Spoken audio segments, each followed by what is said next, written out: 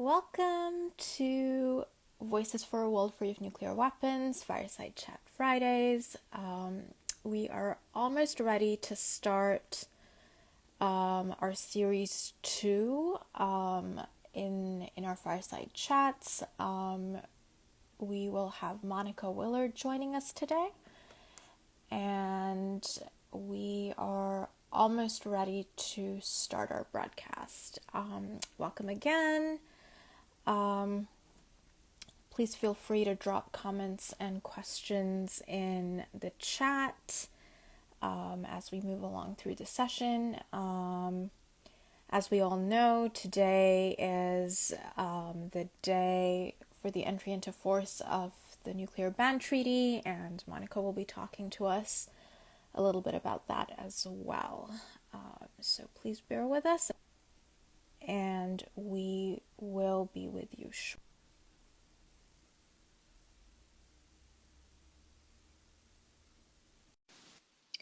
Our guest is almost here.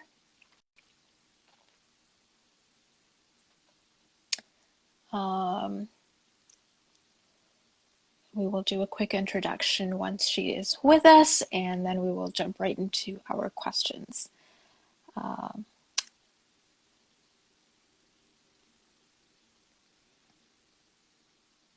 Thank you all for joining today. Again, please feel free to drop any comments into the chat. Monica, welcome. Hello, I've been here not quite fully connected for a little bit. I'm sorry. I needed to hit one more button. No, you're right here now, and that's what matters. Welcome. Thank you for joining us today. Well, thank you so much. It's an honor to be with you. And it's an honor to work with you, honey. And I'm very pleased to learn from you and to really gain a lot of wisdom. So thank you. Oh, thank you, Monica. I'm so excited to be talking today, and I have so many questions that I want to ask you, and that I'm sure our listeners and viewers will also be, interested to hear about. And we've invited them to share their thoughts in the chat as well. I'm going to do a very quick introduction, and then we can jump right in if that's okay. Okay, perfect. Perfect. So just for folks who are joining for the first time, I'm Haneen. I'm representing Voices for a World Free of Nuclear Weapons. I'll be your host for today's live session. And our very special guest is Monica Willard. She is the United Religions Initiative Special Representative to the UN and an avid organizer on the nuclear weapons issue. So we're delighted to be hearing from her today. Just to let folks know about Voices a little bit, Voices is an interfaith and intercultural group advocating for nuclear abolition from an intergenerational, ethical, and faith-based perspective. Our leaders span from youth leaders to seasoned diplomats and politicians. We invite you to join us and share these moments during Fireside Chat Fridays as we talk about this issue and our role with different leaders and thinkers who are shaping this landscape. So Monica is our guest today. She's an inspirational leader in the non-proliferation and disarmament domain. She's organized long and effectively on the nuclear weapons issue and is currently the URI representative to the United Nations. We are delighted to have her join today, and I think because it's such a momentous occasion with the TPNW coming into force, I guess our first question, Monica, for you would be, what does this mean for you personally as someone who has been so involved in this movement for such a long time? I didn't expect to be as moved as I was today. And we had a wonderful FaceTime Live event with our Voices group before, and I certainly invite people to see it, and I'm sure you will post the information. And what had hit me was we were coming together not to talk about the treaty per se, but about the ways that we can add our prayers, our thoughts, our actions to really going from prohibiting nuclear weapons to abolishing them, and the movement that we need to make from heads to hearts, and from the reality of the fact that nuclear weapons do not make us safe, that these weapons in and of themselves are so dangerous and so beyond any kind of legal kind of warfare, because there is no way that they can discriminate in who they are hitting. When a tiny nuclear weapon could kill 180,000 people, it's just unbelievable. And some of them were vaporized, never to be grieved over with their family. It's just this whole part of a city in Hiroshima. And Nagasaki lost 80 some odd thousand on the bomb. And yet they were saved because much of the impact went into the mountains. And so our Earth needs to be factored into the nuclear issue very, very strongly, because it acted as such a protection for Nagasaki. I think it has protected us in so many ways that we just don't even know. But we must protect them for future, the waters, the mountains, the streams, all of it. We have to protect those for future generations. So it's time to change. And now is the time to look at this incredible treaty as an opportunity to make people stop and think, introduce it to some who really don't know about it. I mean, I don't know if you want me to keep talking, but the one thing that I kept thinking about today was what it was like when the Surgeon General put the message on the side of a cigarette pack that it was dangerous for your health. And people kind of went, yeah, right. What do they know? I mean, it's just somebody trying to do something to undermine business, to do whatever. And as people realized the dangers of smoking, it has certainly not stopped it. So prohibiting something doesn't stop it, and it doesn't abolish it, but at least it puts a stigma to it. And not just even a stigma, because I certainly don't mean to put someone down for an addiction like smoking, but I don't want to be in the same room with them either, because it's just too offensive for my lungs and for what I want to smell. And I think that we have to be cognizant that we are a part of a whole, and we need to take care of the whole. And that our actions, not only do they affect others, but also have some kind of impact for the future as well. And then when we're talking nuclear weapons, that's perhaps an impact that we can't really come back from. So thank you for sharing that, Monica. And sort of just to build off of what you've just shared with us, I'm curious to learn more about your journey, about your activism on the nuclear issue, the years of work that have led up until this moment, and how that journey has been for you. If you could just share with our listeners just a little bit. I'm honored to share it. I read Hiroshima when I was in high school. I was either a freshman or a sophomore. It might have been the summer reading between freshman and sophomore year. So a young high school student. And I was just stunned and thought, this is just overwhelmingly horrible. Regardless of what we do, we can never use these weapons again, ever. And so I started as a high school student. I went to the University of Michigan, which was noted for a lot of protests during the 60s, and moved into the 70s with a realization that California was about, I lived in California by then, and actually I was a native Californian who moved back. But they were about to build a nuclear weapons, a nuclear energy plant on a fault line. And I went, I'm not a scientist, but why would anybody build something that dangerous on a fault line? And luckily, that particular facility is now closed. And yet we've seen what happens when a tsunami hits. And the nuclear waste and what it does to the entire environment. And so we need to be very, very cognizant. And in the 70s, they were talking that these weapons, no big deal. The plants are going to be too radioactive in 50 years. We're going to have to shut them down. And now we're still trying to use those same plants. I remember what I was told when they were being put up, and that it was kind of like a 50-year plan. And I don't understand why we aren't putting the kind of money and energy into other alternate sources of energy. I still, whether it's wind or water, we have waves all over the world. We have all kinds of alternative things. And if we keep the best scientists in a deadly profession, because the pay is so good, because of the training is interesting, because the science is interesting, and you have the premise of, well, if we can, why don't we? Mm-hmm. I think we have to learn things like limits, wisdom, and accountability. And so I really hope and pray for this time, that this particular treaty is just a stand, like this little package sign on, more than the package sign on a cigarette. So let's be honest, this is much, much more important.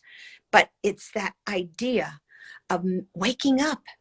And if I may, I would just really like to share the nuclear prayer at some point on this call, because to me that says an awful lot, and it's how we begin our meetings usually, and it is an anchor of what we did today, which was to add our prayers and our energy, as well as our thoughts, our research, and our cares. Mm.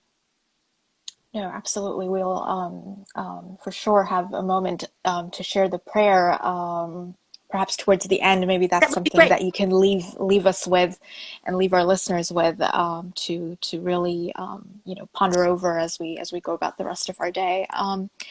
So as far as the TPNW coming into force today is concerned, Monica, and again, thank you for sharing and telling us about, giving us a little window into, your own experiences and your own journey. And I guess I'm wondering what the, and we've talked a little bit about this before, and I'd love to share this with our viewers as well. That what does it mean for this treaty coming into force? What is the message that these countries are sending?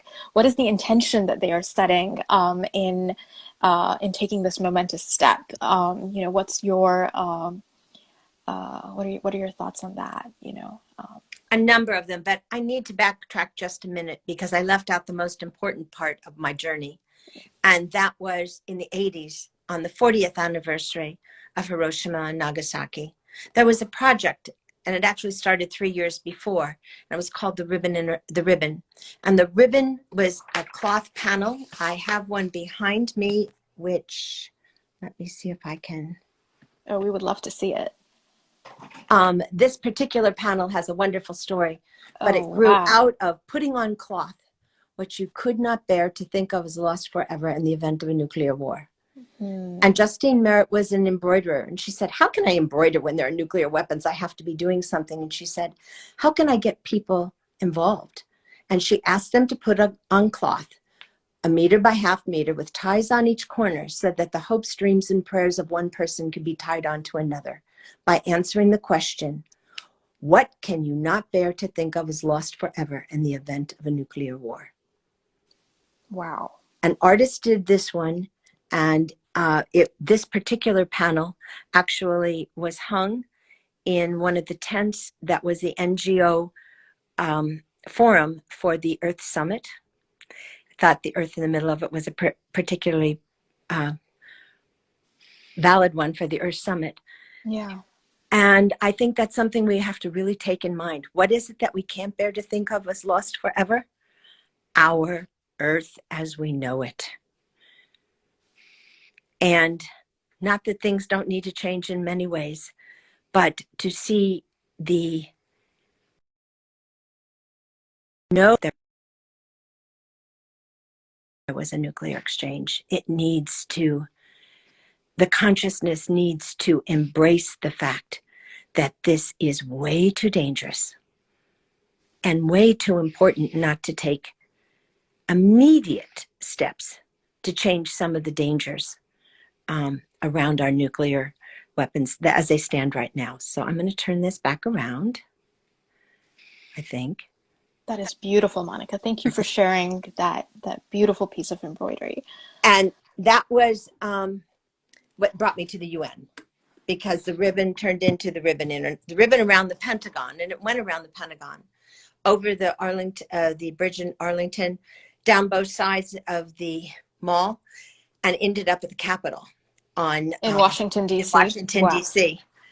in August of 1985. So, Wow. This is incredible, you know, and I think yeah. you had to have been there to Oh, really yeah. I was the there and full. actually found the one that I had made in the midst of all of these and Wow. held that one at the Pentagon. So that was really important. I was there with my family. And I Yeah. remember pushing a baby buggy in the million-person march in New York City when we had that in June of 1982, I guess. And so since then, nuclear weapons have just been one of those parts of my heart that I'd love to see fixed, mended. And yet it seemed like, well, this is so big, it's never going to happen. And I was sitting at the Capitol at a Soku Gakkai meeting, and Ray Atchison from ICANN and WAND had said, we're going to ban nuclear weapons. And I thought, great idea, but you know, this is a long way off. And the treaty started in March, and then it resumed in July, and I was at the UN when the vote was taken. So it's near and dear to my heart, but it's also an amazing thing to see a big problem looked at, addressed, and now there's an inspirational way to move it forward. No, that's incredible, Monica. These are moments of our history, I guess, you know, world history, hearing about your participation in these movements and getting you know, again, a little window into what really happened at that time through your memory. And it's just so incredible to hear that today, you know, at this coming into force of the TPNW, we sort of stand on the shoulders of you know, political leadership and of course activists and, you know, everyday folks who care, who have been working so long and hard for making this happen. And I think the piece of embroidery that you just showed us is just such a unifying image, you know, just seeing the earth and then the beautiful you know, the work Rhinestone. that's Yeah. around it. Yeah, yeah. And it's a reminder, you know, I think that image speaks to this moment and to this day, that, you know, that this is, we are all in this together. And your story just sort of, you know, lends so much power to that. So I want to, you know, I want to I guess salute you for Mm. having done this and for sharing it with us today. And perhaps, you know, we can on that note, maybe you can, you know, you could, you know, just again, as we say at Voices, passing the baton, you know, and if you could say what your hope is for the youth today, you know, as you know, as activists today sort of carry this fight to the next stage, you know, what is your message? What is the baton that you would hope to pass to them? And yeah. That's an interesting thing. And I have to tell you that from my perspective, I can pass the baton down through many decades. And the one that I have been enjoying passing it to in a way that is very simple are my grandchildren. And one will be 10 this weekend, and one is 8, and the other is 6. And they got to do the choices on the nuclear story for the Captain No Nukes. And they loved looking at it and talking about it. And they had been at our house for the day to ban nuclear weapons, the day for the total elimination of nuclear weapons. And we had done a little ceremony because I use the flags of all the nations with the May Peace Prevail on Earth organization, where you send your prayers to each country with a flag. And that has been a way to really engage youth into thinking about another country. And we use to do the flag ceremony every year at the International Day of Peace. And most people don't even know some of the country names in the 193 member states and the observer states. So it's fun to teach kids names like Kazakhstan and Kyrgyzstan, and they happen to be big in the nuclear issue as well, particularly Kazakhstan, and what they have done to rid themselves of nuclear weapons. And it's just a joy to use these flags and to know people from different countries and to know that we're all in this together. No, I think it's incredible. Just for our listeners today who haven't been introduced to Captain No Nukes yet, just stay tuned. You'll hear more about him very soon. It's a project that Voices for a World Free of Nuclear Weapons is developing in an effort to engage children and a younger crowd in meaningful and interactive ways. So we'll be posting more about that through our different social media channels as it develops. So do stay tuned for that. So Monica, do you,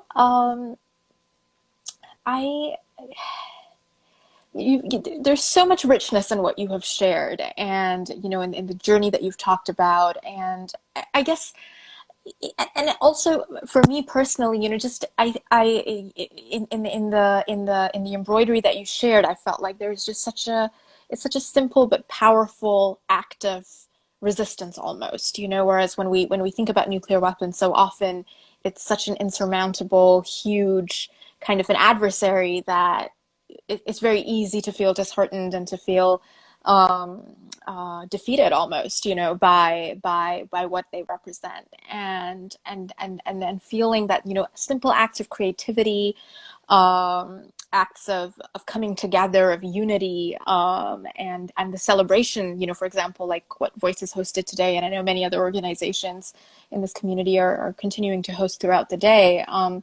Just the sense of, of togetherness as we face this challenge is so valuable in drawing strength and inspiration, and then of course these conversations with leaders such as you. I wonder if you had any particular actions in mind or any suggestions for folks who want to become more active within this space, who want to take, who feel called to contribute but are still learning how to take some of those steps. I wonder if you could speak to that for a moment, and maybe the role that you think, and this is a question that someone in the chat has also shared with us, that what kind of role organizations like Voices or interfaith groups can kind of play in inspiring these folks and helping them play their part. If you could just talk about that for a moment. Yeah. With an idea that is so big, there are many avenues that you can choose. And so one of the things that I find for activism in general is you ought to find a way that you like doing something, because it shouldn't be done out of just that sense of justice and making a right a wrong, and do it with that spirit of I got to get this done because it should be done in a way that you bring love and you bring a part of yourself to the project. If you're someone who's used to feeding people, invite people over for a meal and have a time for discussion. If you're someone who really likes making things or whatever, the paper crane projects and the different ways to engage in making money and sending a check to a group that is doing something like going to Washington and lobbying, or is doing a particular event that you want to support. For me, I think it's wonderful when I talk about the art project that I represented at the UN for a while, that I found the one that I made at the Pentagon. Well, the one I made was absolutely beautiful because we did it as a whole group. And I did a tiny little stick figure family. and somebody else did embroidery around it. They did, and the whole thing turned into a beautiful tapestry, because regardless of what you do, somebody else can add a creative touch that makes it better. And I think that this particular issue, reducing nuclear weapons, eliminating nuclear weapons, getting our country to really look at what it would take to live into the treaty to prohibit nuclear weapons. It is important to know a little bit about the issue that you're doing. And if I may, I don't know, just reading what the treaty actually covers. Do you mind me just reading that for a minute? Please, please. This landmark treaty prohibits nations from developing, testing, producing, manufacturing, transferring, processing, stockpiling, using or threatening to use nuclear weapons, or allowing nuclear weapons to be stationed on their territory. It also prohibits assisting, encouraging, or inducing anyone to engage in any of these activities.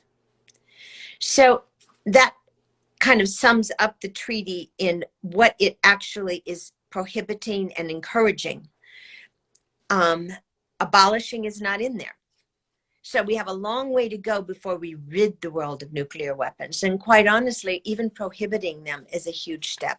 And it can make a major difference on getting financing. It can make some major differences in what we are putting people through. I can't envision what it's like sitting in a silo for 8 hours, or how many hours you're on a shift. What are you doing? You're probably playing video games.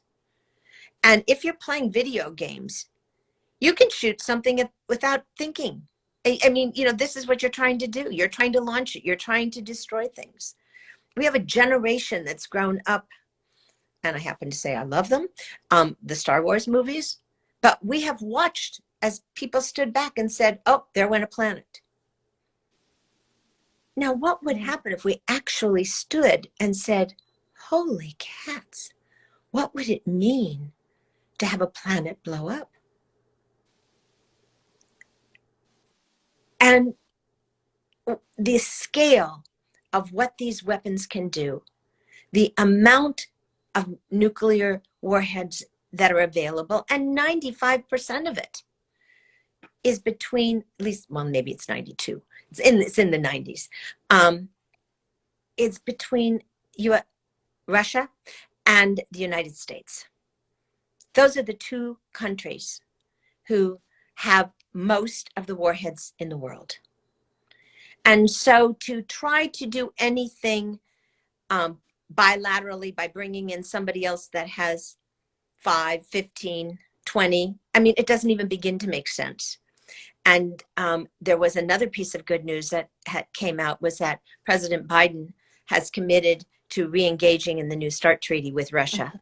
And so there's already been a little hint to at least some of the things that are in place are not going to allow to be expired.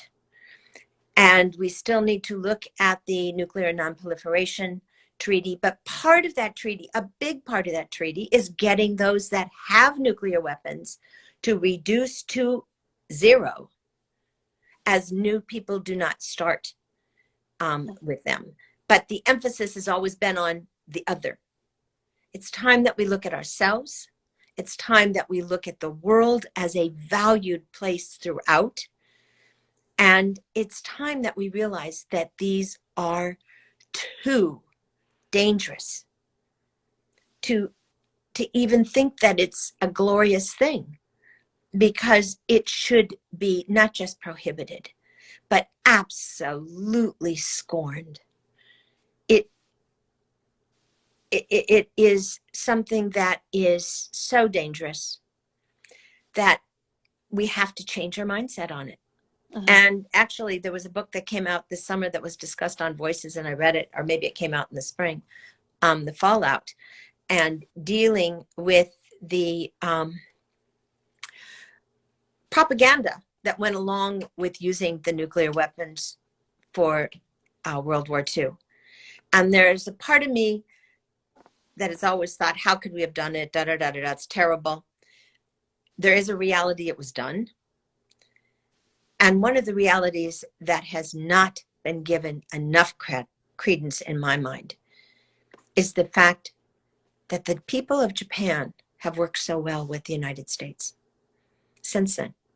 And some people said it was because of the way that the emperor was treated and a lot of reasons on when they rebuilt. But that sense of forgiveness, that sense of it happened, so now we need to work together to still move on. And as someone who has benefited from a career that my husband had with a Japanese company for 30 some odd years, and knowing people who were our age, so that we were born after the bomb hit, but still that fact that we talk about the 3,000 people who died in the World Trade Center and blame a whole group of people who, and many of them had nothing at all. I mean, most of the people that have been targeted had nothing to do with the World Trade Center. But the anger and the revenge and the bitterness, that isn't what happened when we dropped a massive weapon and vaporized people, destroyed a city, and absolutely decimated big swaths of land. We don't look at those things in the way that we need to and say, oh my gosh, look what happened. Those people died. We have to do something to change our ways. Mm-hmm. So today's a good day to start. Today is a great day to start. Thank you, Monica. Those are, I think there's a sense of, there's a note of hope in what you've, there's a note of warning, and then there's a note of hope in some of the comments that you've, shared with us, in terms of something needs to change. And then also, with the coming into force of the TPNW, with the news about the New START treaty with Russia, I feel like there's maybe there's a wave here that the rest of us can get on, and maybe and ride that wave towards a brighter, more positive outcome than we've been seeing for some time. So. And then, of course, you've highlighted certain actions, certain ways that people can show up, and that this other theme, Monica, of togetherness, I sense in some of your, your comments, that we have to come together. This is not a one-person fight. This is not a one-man army kind of an issue. This is something that we need to come together with people who are our friends, and people who are who are strangers, and people who we know, and people who may be on the other side of the world. But it's an issue that affects all of us, and requires us to join hands. And again, just like the beautiful embroidery that you showed us, that world is waiting for us to step up and set the right intention. And I think on that note, maybe the prayer that you were talking about, I would love that. This is the moment. Yeah. Okay, it is the moment, but I forgot to say what I thought was also a really important thing, and that is the countries who passed the treaty do not have nuclear weapons. Mm-hmm. And people said it'll not make any difference because of they don't have them. Well, it does make a difference. It makes a huge difference when people say, just because you have a bomb, you don't have the right to destroy the planet. You don't have that right. It is illegal. And we need to think about what it means to have 9 countries with something that is really horrible and holding it over people. And yet you have religious groups, you have a lot of people saying you can't threaten, you can't do this, it's time that we look at what is the reality, what is the danger, what is the horror, so that we can move into creating a better world.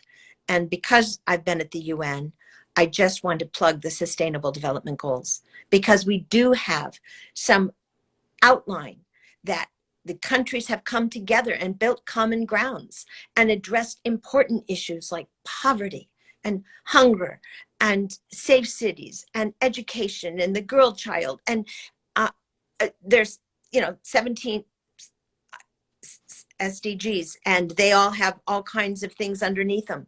There are so many issues that need not just the money that's being wasted on nuclear weapons, but they need the heart, and they need the scientists, and they need the love.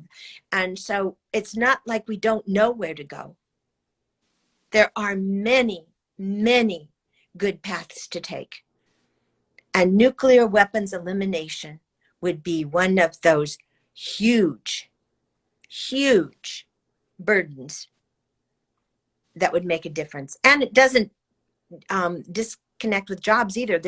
You don't just get rid of nuclear weapons. There's a lot of work to be done to have that happen. And so it's not the economy loss that people would say. And it certainly isn't the abuse to the planet and the mindset of power over and of disregard to others. So if you want to say anything, or I'll just read the prayer. I think you've said it all, Monica.